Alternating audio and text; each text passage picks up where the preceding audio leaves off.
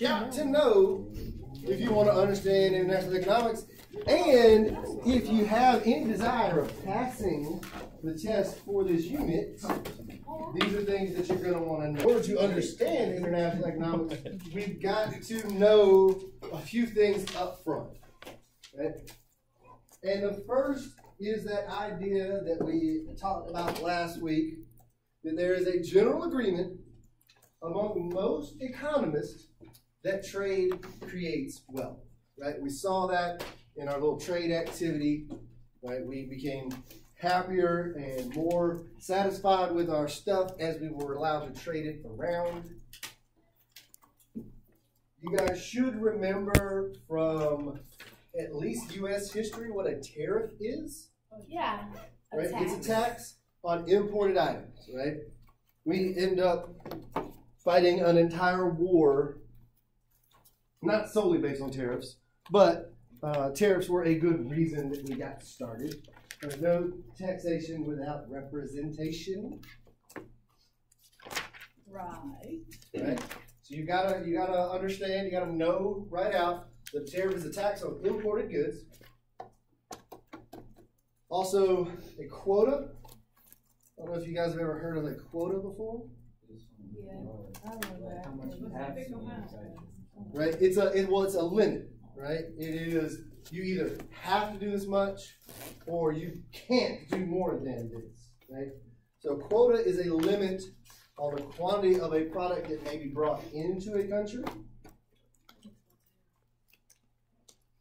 Right? So both tariffs and quotas restrict trade, or they're what we call barriers to trade.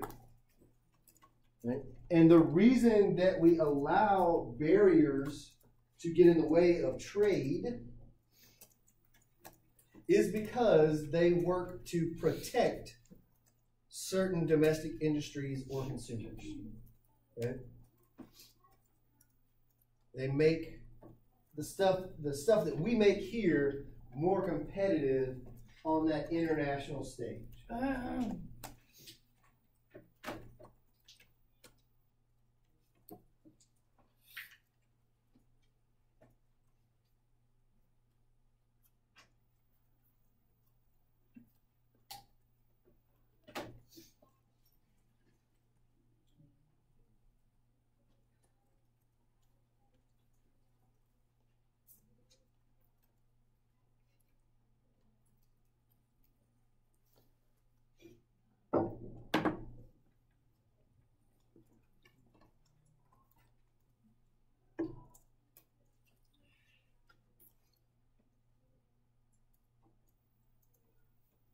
And I'll go ahead and tell you that because these trade barriers like tariffs and quotas are for the protection of domestic industries and consumers, we call the people that support the usage of tariffs and quotas and other barriers, we call them protectionists. And so if you ever hear me use the term protectionist, right, I'm talking about people who want to protect domestic industries. I am more for free, open, and fair trade. But there's still some reasons to engage in protectionist activity. We'll look at some of those today.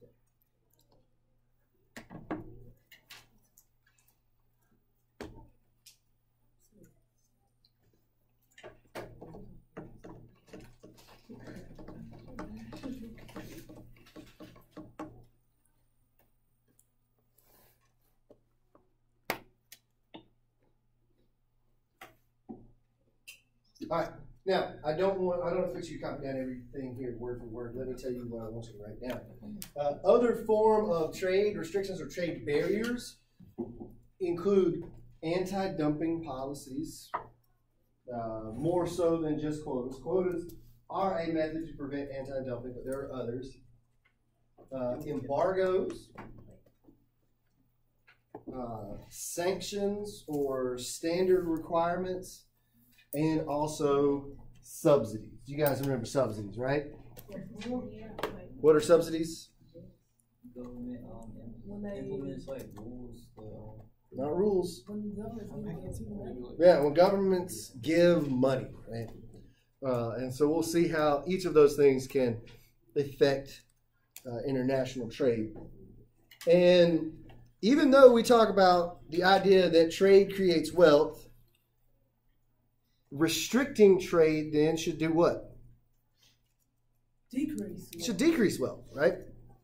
And so even though that happens, even though restricting trade decreases wealth, think about what happened from round 3 to round 4 of our activity. Right? When I put all those rules about who could trade, who had to trade, who couldn't trade. Does anybody remember what happened to our overall average? It decreased a little bit, right? We didn't create as much wealth. We restricted the growth of wealth. And so even though that's going to happen, we put these policies in place because they will, boom, right here, actually increase wealth in very certain sectors of the economy. And so even though the idea of restricting trade restricts the growth of wealth, they actually increase wealth and income for specific producers and industries. Right? We put those barriers in place because some people will benefit. So even though. So even though restricting trade restricts wealth, they actually increase wealth and income for specific producers. So instead of everybody getting better, having more stuff, only a few targeted areas are going to do that. Even though restricting trade increases wealth. I'm watching you teach economics. Hey, there we go. Wait, who's filming? Kevin. Oh, wait. Where am I? Back it up a little bit. There's about to be a, I just want to see like an I was infinite just over number. there just watching y'all. There's an infinite numbers of me on the smaller screens. That's awesome. All right. Sorry. We were watching you teach economics. Well, yeah, most of those still need it. They do. I'm surprised they got out of here, actually. I really do. They shouldn't have. It's because I make my last 2 units so easy. They might not get out of mine either. And they needed to graduate. Really? Really? No, I know. This test and then the personal finance are the easiest ones. So when we did that math yesterday about what you needed to get in order on the EOC to get the grade that you wanted, generally your current grade should be a little bit higher by the time we get to that. Right. Yes, ma'am. You said even though restricting trade, some will. Restricts the growth of wealth. They actually increase wealth and income for specific producers.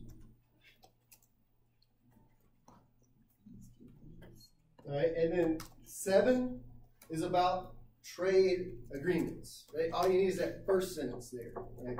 Trade agreements are simply reductions or the removal of trade barriers among countries.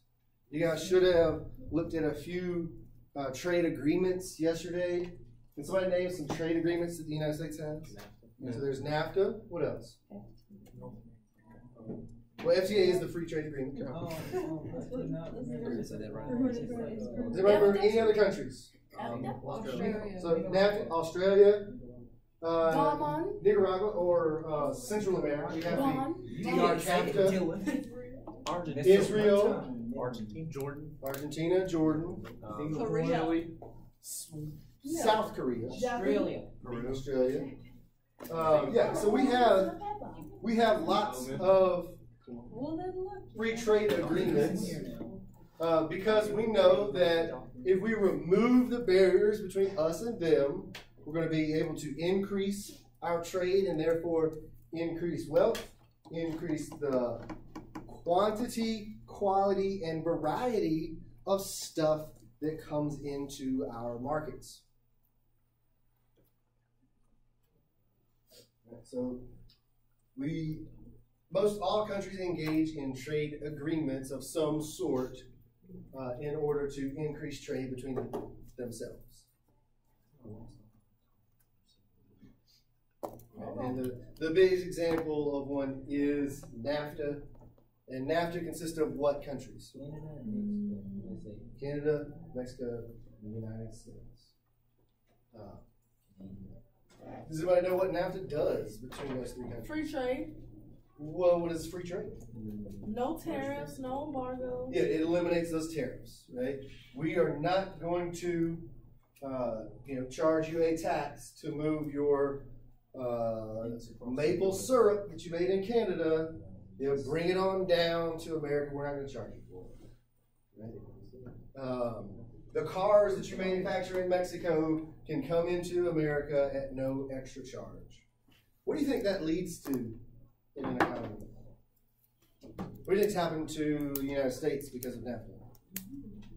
We're losing less jobs. We've got fewer jobs, right?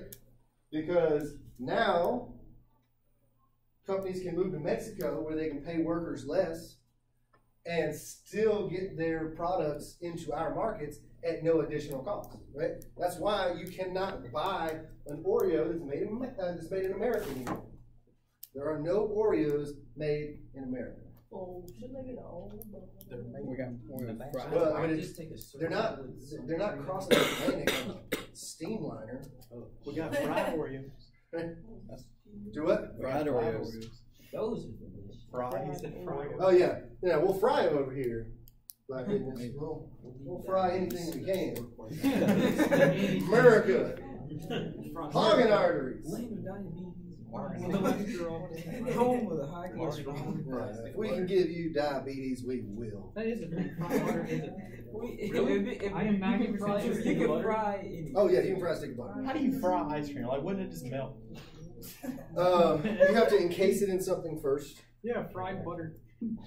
Deep fried butter. Dude, somebody that's an issue with diabetes for real. Oh, that's fair food right there.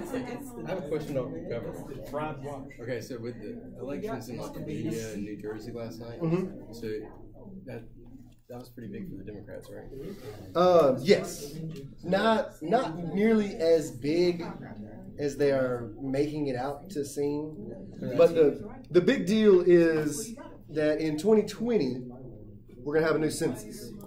Every time there's a new census, we have to redistrict our congressional districts, right? We have to realign our congressional districts.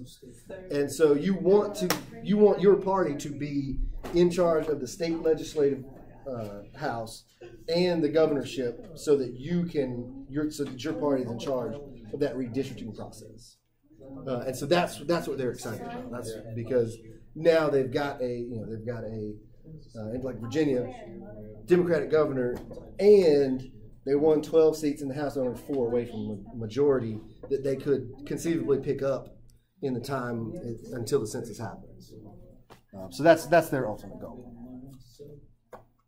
Okay, so that idea that trade creates wealth, right? When trading partners utilize comparative advantage as opposed to what other kind of advantage? Absolute. Absolute trade creates wealth. How does that create wealth? How does comparative advantage create wealth? Because you're getting the most efficient stuff with the least opportunity cost. Right? Yeah, you're able to get things at lower cost because of specialization and trade. Right? When go back to our phones and tablets thing that we did the other day. In country A, if they tried to split their production between phones and tablets, they would have 15 phones and 3 tablets. But if they specialized in phones and produced 30 and traded 15 of those away, they'd end up getting more tablets. They'd end up with 3 more tablets than they would have had producing on their own. So they had more stuff at the same cost. They didn't have to do any extra work. They got 3 extra tablets.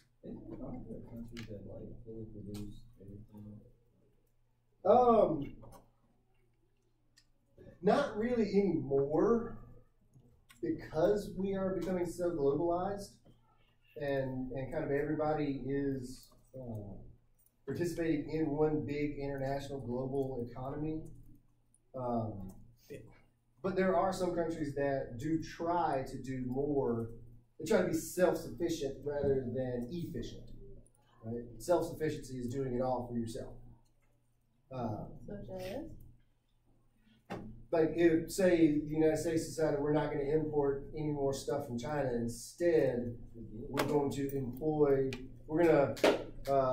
make it so that 12-year-olds can go to work, and that anybody from 12 to 20 now does these low-level tasks like making T-shirts and toys. And that way, we wouldn't have to import stuff from China. Whenever we restrict trade, we are reducing the growth of wealth. Right? Just because, I mean, obviously it works is that if trade increases wealth, then not trading should decrease that wealth. But we find that those barriers, that restriction of trade, will actually increase wealth in specific sectors. And then the trade barriers we're going to talk about, there's 5 specifically we will talk about. And you guys will do some research on. The most common are tariffs and quotas. Right? And then those barriers, especially tariffs and quotas, work to limit the foreign competition, and therefore they will reduce overall wealth. It's going to mean that we in America might end up paying higher prices for stuff, right? So we're not able to buy as much stuff, so our standard of living decreases. Oh. Mm-hmm. Right. So our 5 barriers. Do I need to go back?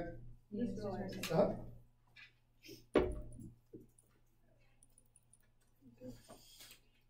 That's fine. Give me a second to take a cup for you.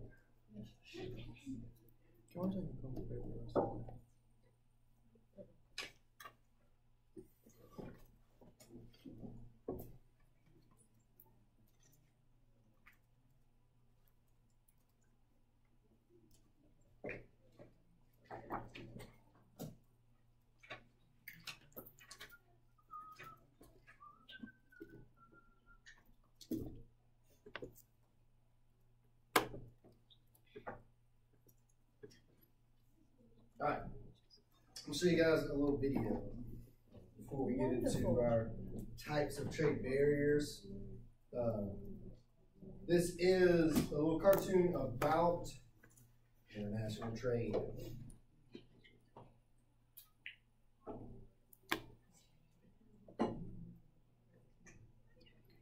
Go. Go. Yeah, governor. I'll play. Maybe not.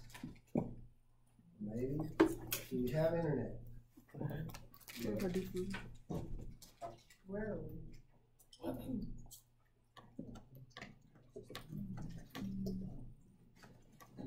Just getting upset.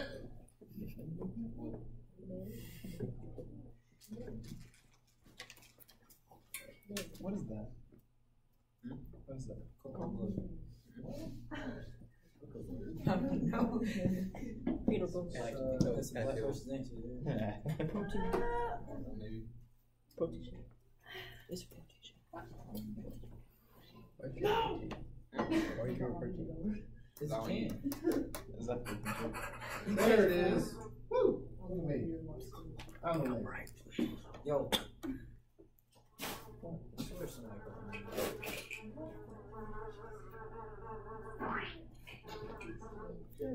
From the time we were children, we swap things with others. We give and take for mutual benefit.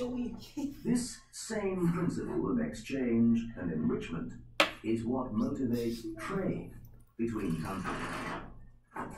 Trade is widely regarded as a spur for economic growth. It encourages countries to specialize in certain areas of strength.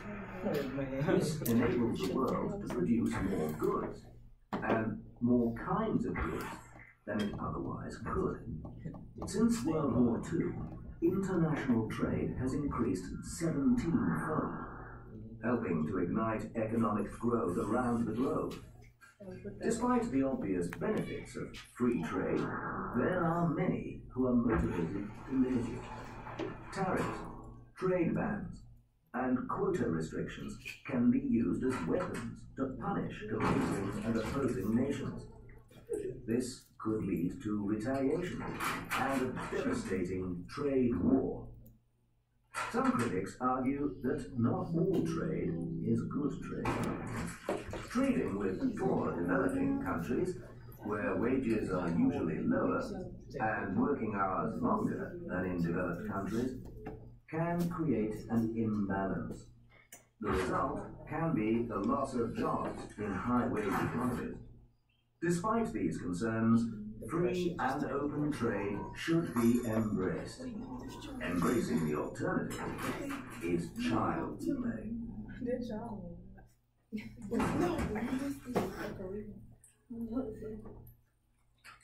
All right, so what do you feel like their opinion on trade is? That you should. It's beneficial. Yeah, trade is beneficial. We should trade. What do you think their opinion is on restriction? It's a bad idea because They can't start wars. Right? But if we allow for completely free and open trade, you know, between, say, developed nations like America and undeveloped nations like Honduras, what can happen? America loses jobs, right? Remember, do you guys remember how many companies make televisions in America? One. 0, right? If you had a job as a, working in a TV factory in America, you have lost that job. Remember we talked about structural unemployment and Honeywell leaving Elberton, right? That is because of free and open trade. Because it is cheaper it's better for the business to pay workers in Mexico because they'll accept less than American workers, and so we lose those American jobs. So the 5 barriers that we're going to talk about are tariffs, quotas, we've already talked about those, subsidies, we've seen those in other units, and then also the idea of standards and embargoes. Right, some of these things you guys have heard of before. Some of you have probably seen them in action and may not even noticed. So we'll start with tariffs. Do you have some crackers or supporters? Do I have some crackers? Yeah, Not just plain crackers. Come on, Allie, how do you not give her enough crackers? I mean, really. Why are you going to give her chicken salad and no crackers? My mama didn't pack me in 4 crackers. It doesn't. She packed you 4 crackers. I said she didn't pack me in 4 Oh. crackers. Well, they said, my mom packed 4 crackers. Like, okay, well, you got some, right? I get you a spoon. I got a spoon if you like. It's okay.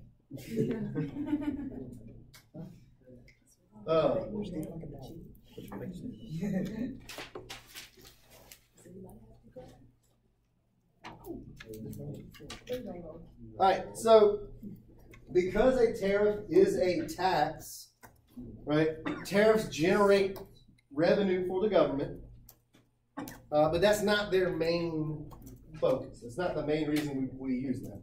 Although it is far easier for politicians to increase revenues by increasing tariffs, because who pays that tax? Yeah, other countries, foreign businesses. So it doesn't have a direct effect on Americans, except what do you think happens when a foreign company pays that tariff? What do you think happens to the price of the stuff they sell to Americans? It increases too. So consumers do end up losing out because they're going to have to pay more to get that foreign good. Right? The purpose of instituting a tariff is to protect the domestic industry, right?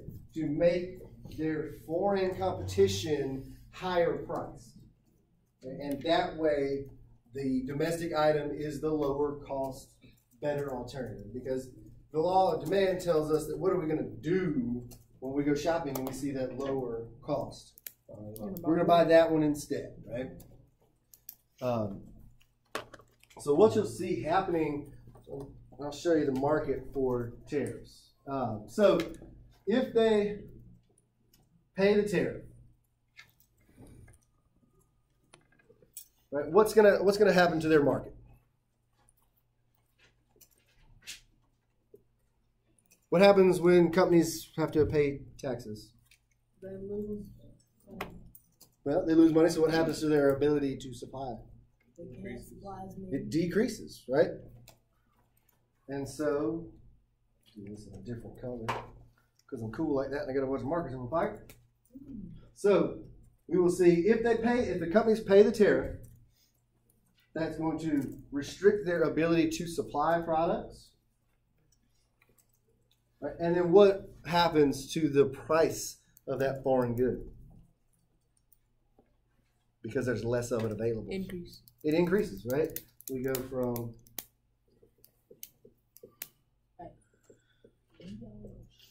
we see that price rise up. And hopefully, if the government has planned their tariff correctly, it will raise the price of that product to above the domestic alternative.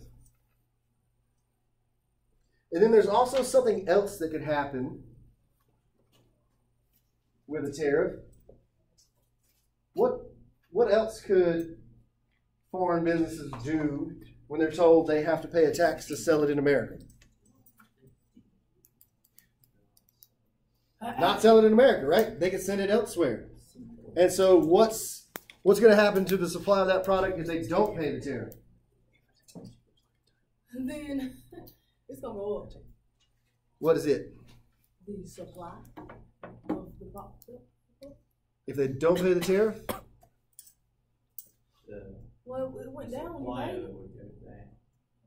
The supply would go down to what? 0. Because if you don't pay the tax, it don't come in. So your supply curve goes all the way down to 0. Are we gonna like graph? Right. Like, are we gonna be able to like? You definitely probably want to. Wait a minute, please. Definitely want to work. You probably want to know what we're doing here. Like again, if I put it on the board, it's probably something you want.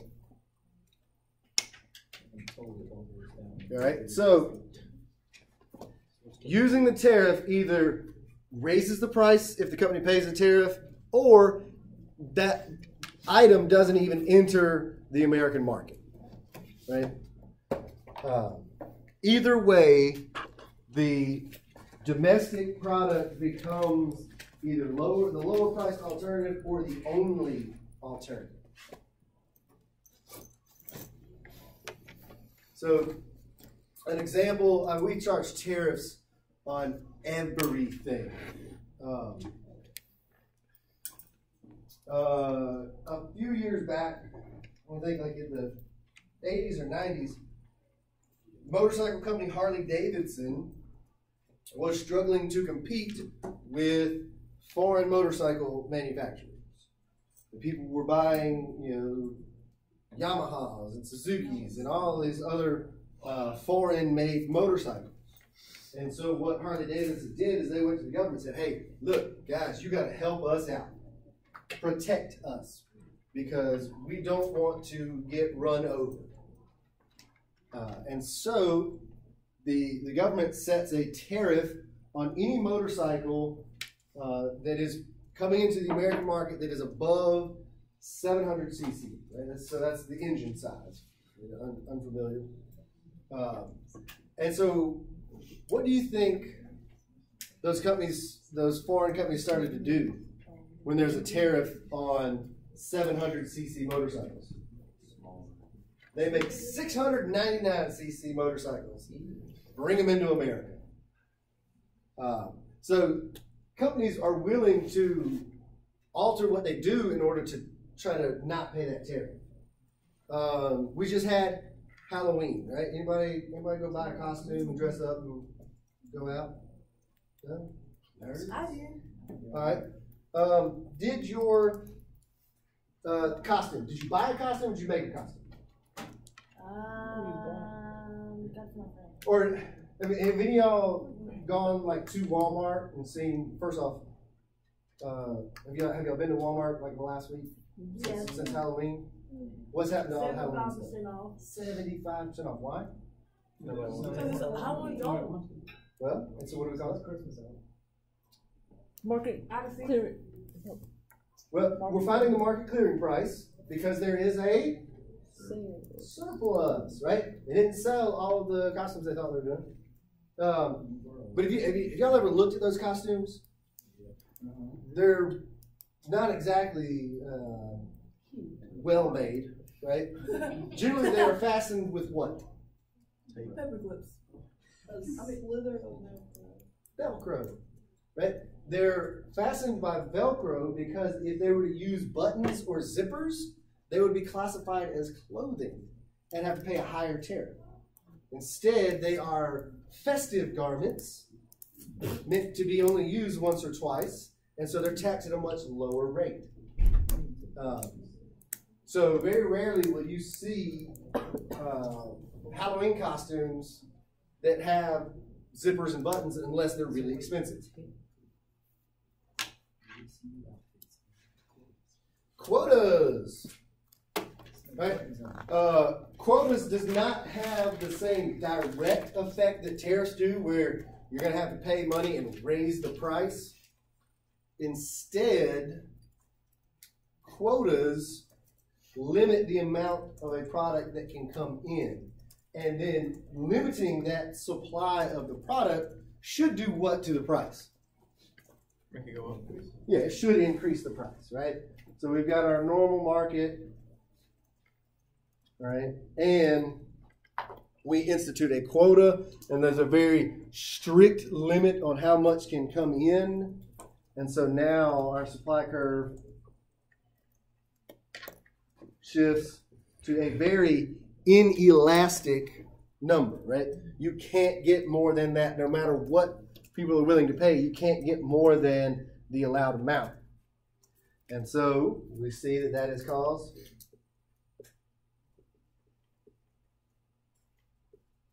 an increase in the price.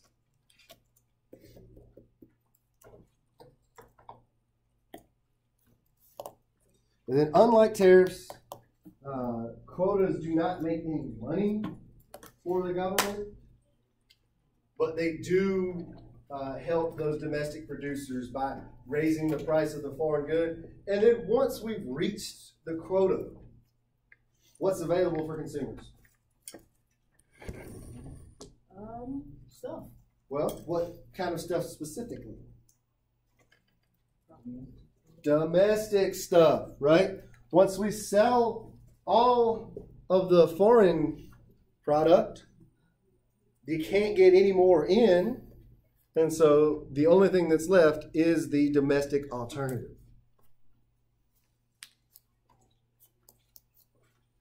An example of that is sugar.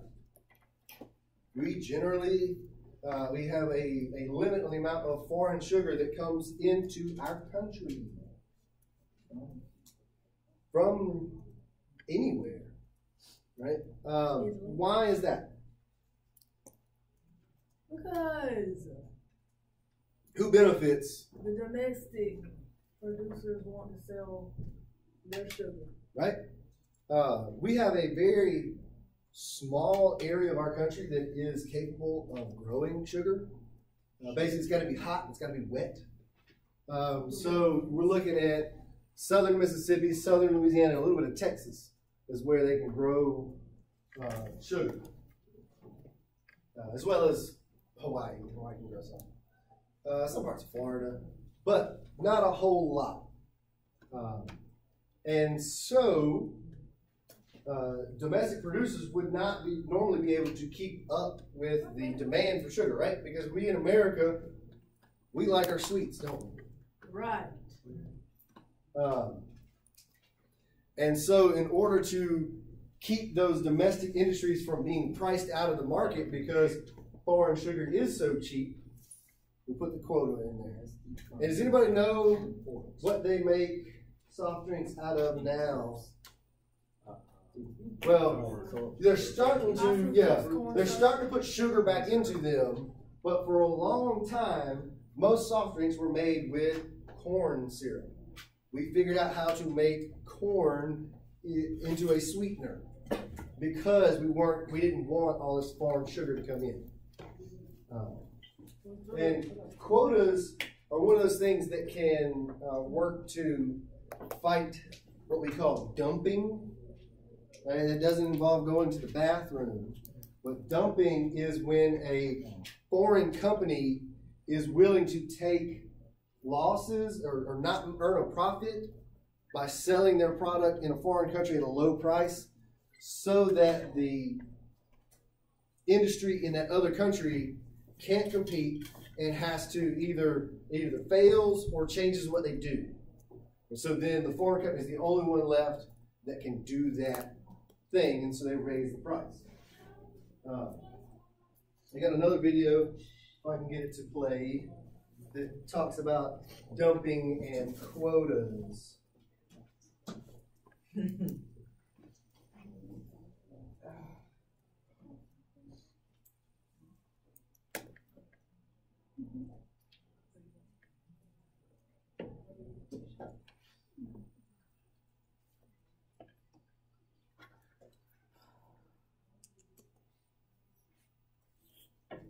And more parties.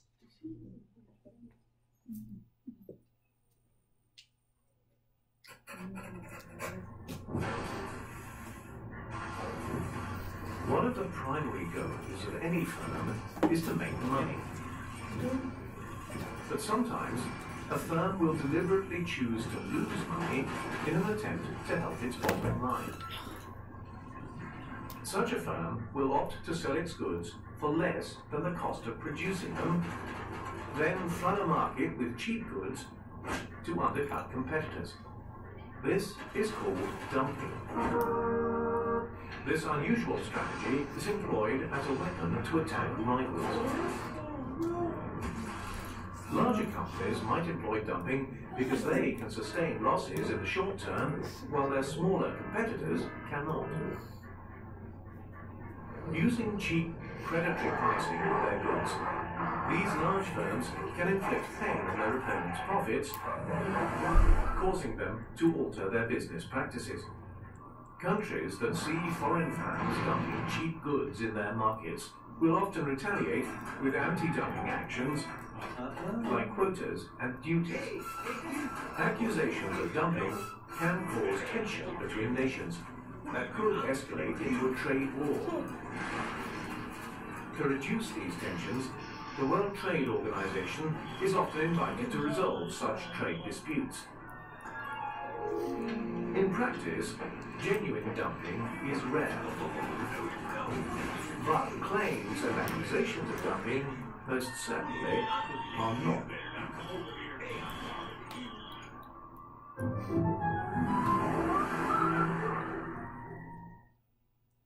All right, so how can dumping affect an economy?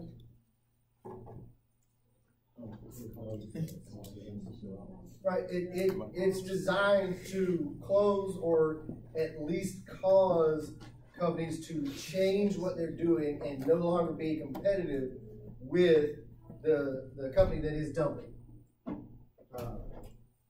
And then, so what kind of things do we do to prevent that?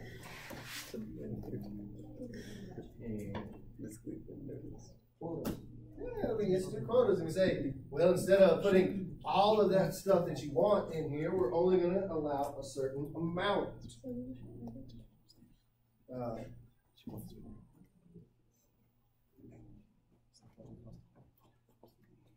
Now we have subsidies. You guys remember what subsidies are? Money from the government. Right, money from the government. A payment from the government to domestic producers so that they can make their product a little bit cheaper, right? So what we'll see happen with our market with a subsidy, right? You guys remember from microeconomics what's going to happen when a American company receives a subsidy from the government? They will hire new people. Okay, and how's that gonna affect the market? Decrease the economy, decrease the unemployment rate, just boost the Not economy. macro, micro. It's going to increase supply. It's going to increase supply. But yes, hopefully all those things happen too, Zoe. I don't want to say that you're wrong, right? All right, but hopefully it's going to cause an increase in supply, right? The company is supposed to take that money that they're given by the government, invest it into their business. Either buy new machinery, employ more people, right? And so we will see that this will increase the supply of domestic goods, and therefore what happens to the price of the domestic good? Question mark. You're down. Yeah, thank you. The price will decrease on that domestic good, therefore hopefully making it more competitive with those foreign items.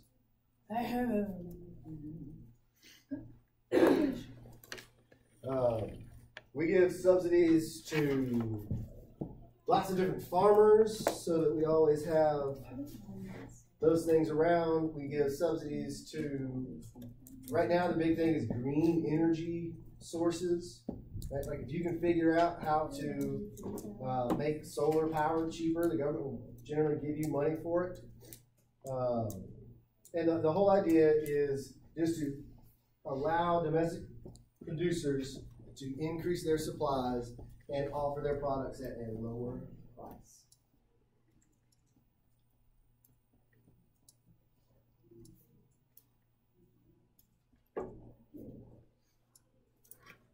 Next up are standards. Can you go back this? I can, and I will.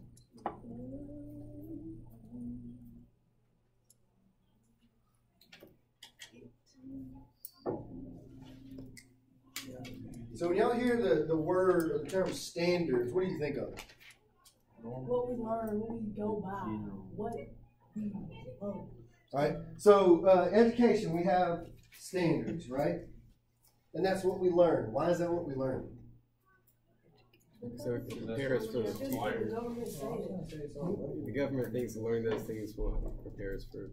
Right. That is what we're saying is the bare minimum that you should know when you finish school. Right. That's why we have standards in this class that I give you guys. We have standards that say you need to learn what subsidies and standards are. But the whole idea is, this is the bare minimum. If you can't meet this requirement, then we either are not going to give you a degree or we're not going to allow you to sell your product here in America.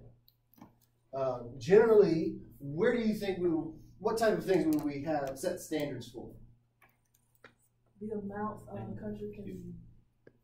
Things that could kill us, such as airplanes, all right? Cigarettes. We do enough. We make enough of those ourselves. We don't necessarily need to prevent too many from coming in from other countries. Guns. Maybe guns, but we still like our guns. Cars. Right? Y'all ever heard of standard safety features in cars? No, too much. Right? Gotta have seat belts. Gotta have turn signals. Gotta have at least one mirror in that car. Airbags. Right? And if you manufacture a car that does not have these items, we do not let you sell it to Americans. Because I'll tell you, there used to be there was a car company that produced a car called a Yugo. And the Yugo was made in Yugoslavia. It's a country that doesn't exist anymore. But the Yugo basically was a very low cost car because it had like no frills about it whatsoever. And we started to see that as people bought these because they were super cheap, they were by far the low cost option. People started getting them out on the road. We started to see there was trouble because they would break down in the middle of driving. Or when people got into a wreck, there was no seat belt. So guess what was happening to the people who got into wrecks? Ejected. Death, right? Lots of people were dying. So we said, nope, not going to allow this to happen anymore. Right? We like for our consumers to have low-cost options, but we don't want them to die because they're trying to save money. That is it. Wait, so they had to recall They didn't recall the people who had it. There's still some out there. They're just hard to get to. And they're like not. I don't think they had like standard shocks. Like it was not a fun car to have. It's just super cheap. Yeah. So anybody know what's back at McDonald's right now? McRib. Oh, McRib. Right. Do you know where the McRib is not right now? Not in Europe. Right? Because in Europe, they have different standards for how we produce food than we do in America. They care about their people's intake? Well, maybe, but realistically, our government says a certain amount is okay. Right? We've tested it, we've done studies, and a certain amount of these chemicals is okay as long as you don't have too much. Right?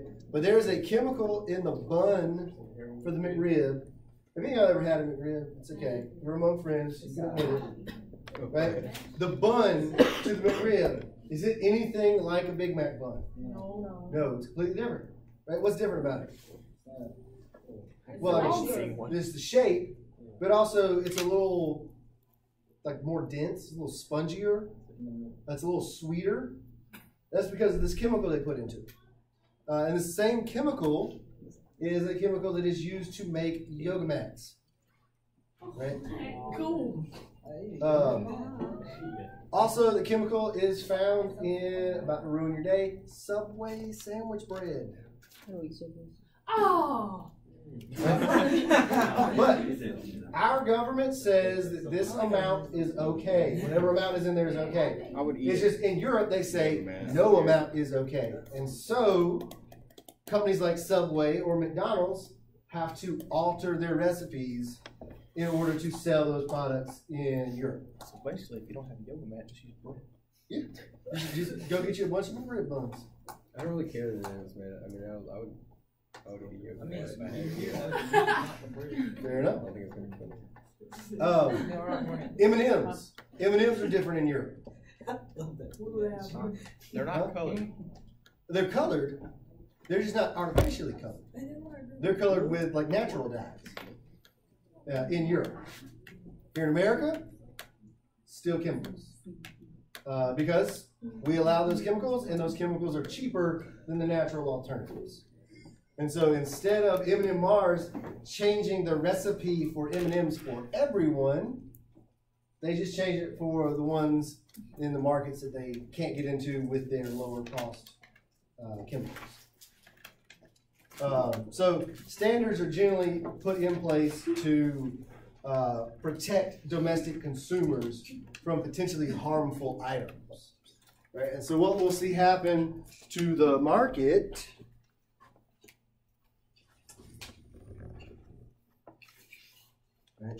if it meets the standard, it comes in and we're done. That's it. That's the market, right? The supply and demand get to work naturally. If it does not meet the standard, guess what happens? Embargo. Well, not quite an embargo. Embargo is where we're going next. But if it doesn't meet the standard, it's going to look just like you didn't pay your tariff. And you'll have a supply of 0 because it can't come in.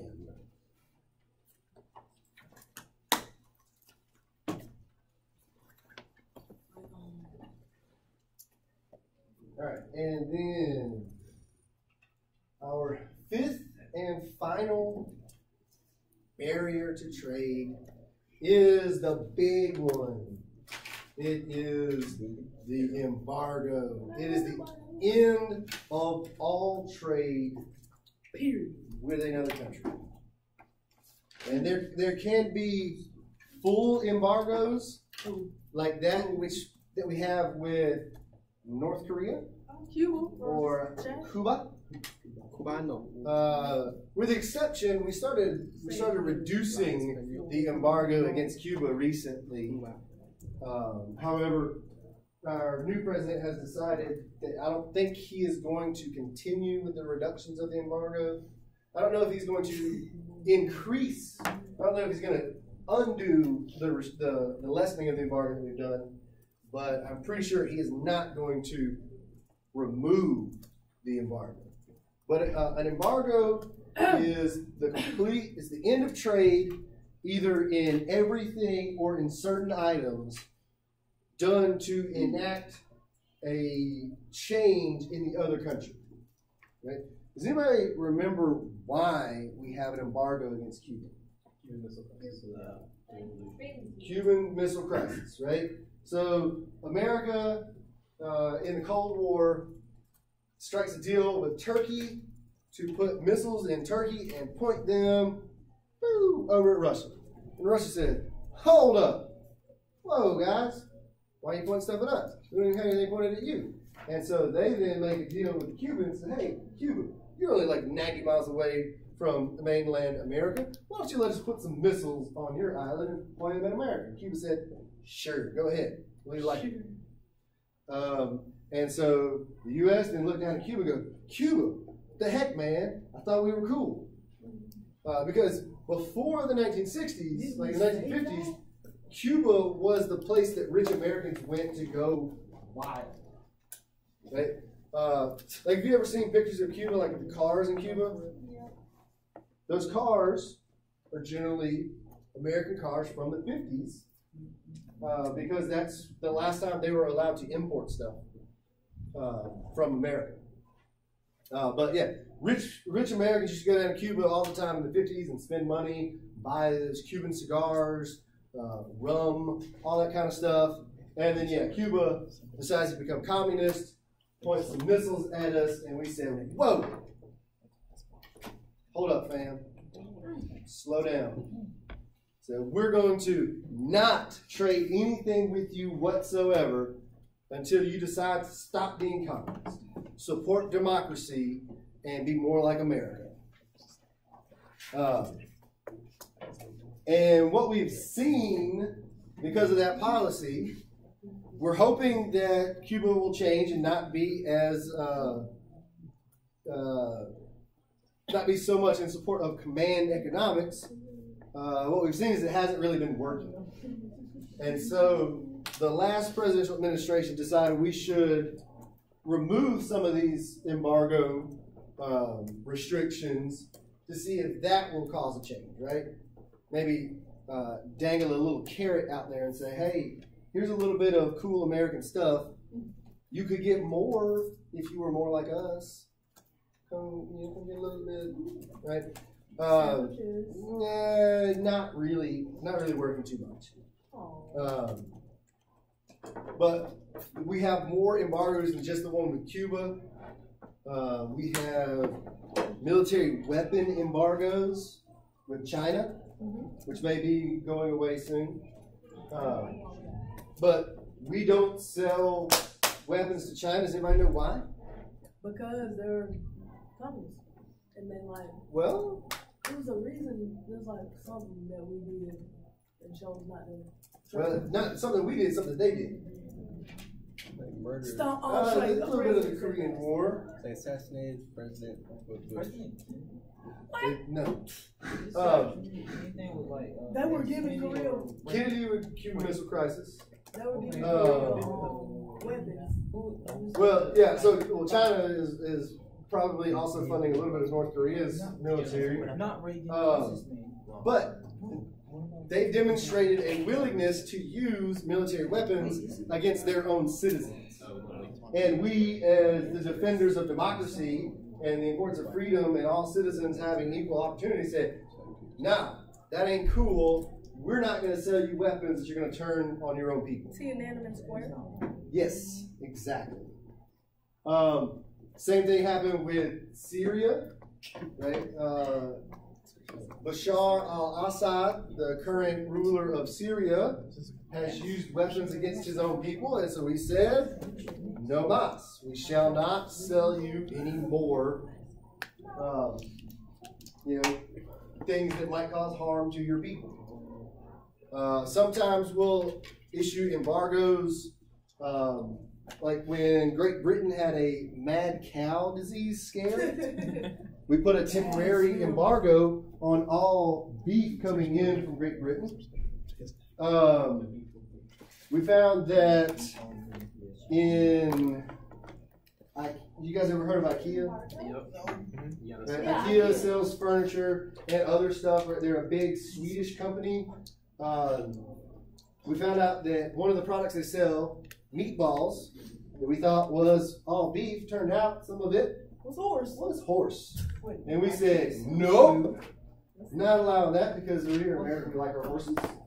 Because they're, almost more like dogs than they are like cows. Oh.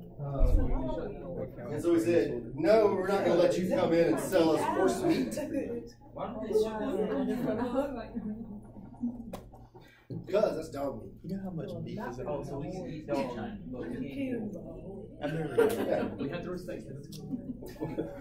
What if you give me a bird? Almost like, yeah, then Stop you being don't racist. count.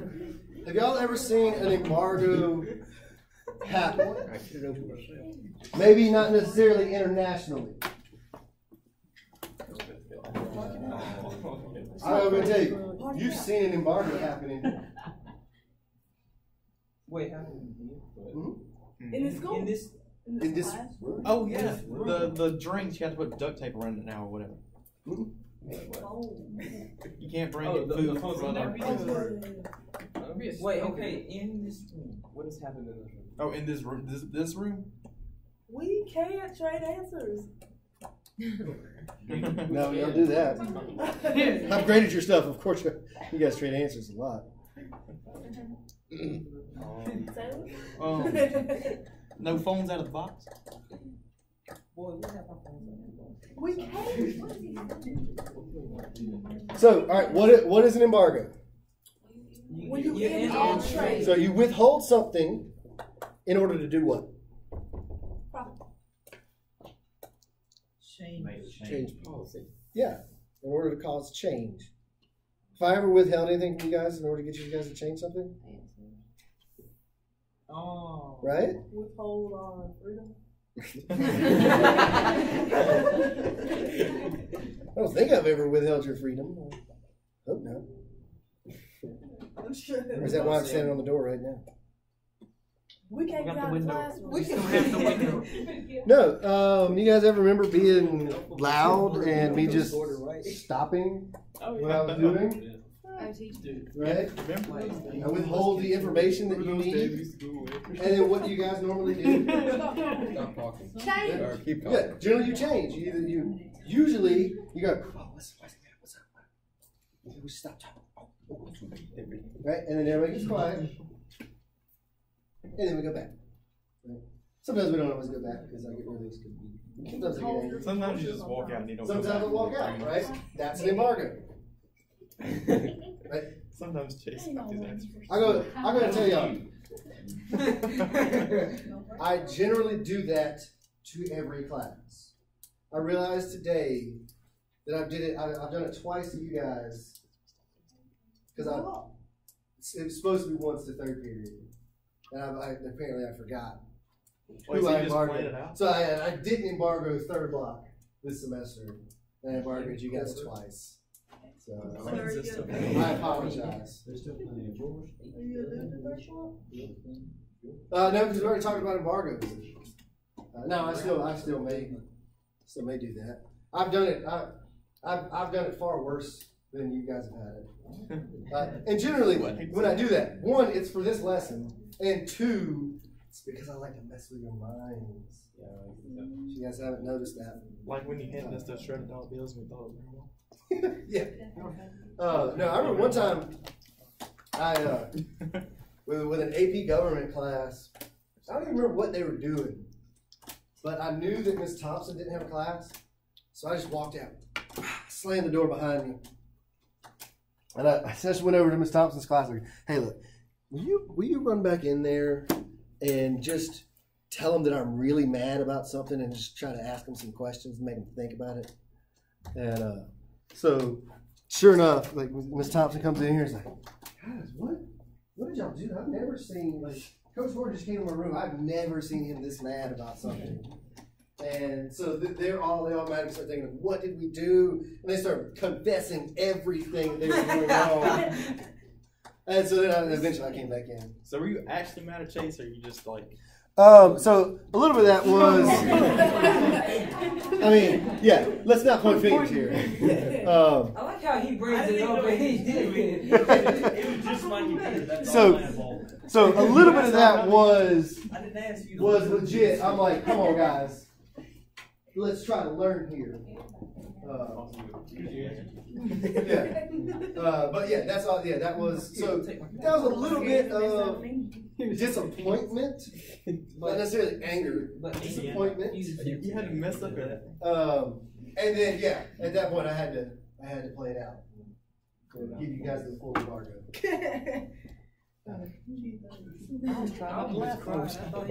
Yeah. So, guys, no. Pretty much everything that happens in here happens for a reason. Right? There is a well thought out method to the madness that is this class. Now sometimes it doesn't work the way it's supposed to, but generally there's a reason behind most anything that I do. So is there a reason? Do what? Oh my God, Austin. What's that? Nothing. Just like there's a reason some of you guys have 78s.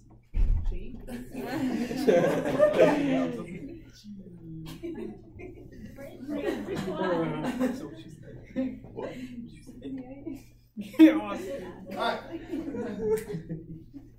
What I want you guys to do around. Hey, Kevin, look, it's the title. I was that bad. Just told him. No, because the left. You said nothing. May I use the restroom? Yes, sir. What was your reason behind it? I know. Mayo. I didn't know what was supposed. We can get a good answer on one of those. What? What kind of area of the same jersey?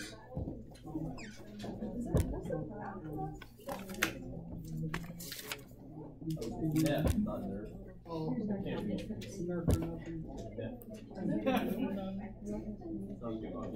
don't get that. Does that mean everything's nerve or it's nothing? What is nerve? Yeah, well, it's you either got good Nerf stuff or that other crap that you have ain't worth anything. What people say like you need a nerve that?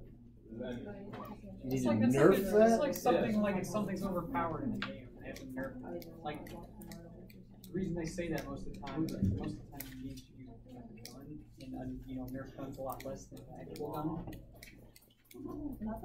It's a Nerf gun. So, yeah, if you would, on that quarter sheet, explain the cartoon. Explain the cartoon, tell me what you see, what you think it means, determine what trade barrier you think this is representing, and then hypothesize on why this barrier was put into place. What do you see? How does it relate? What trade barrier is it, and why is it being used?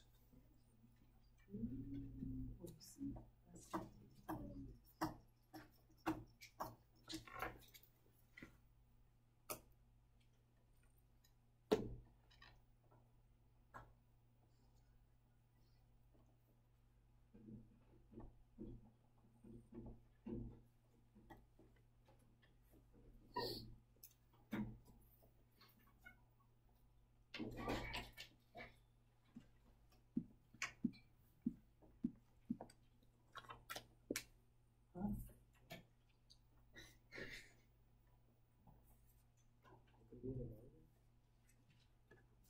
mean, I don't think so. You see.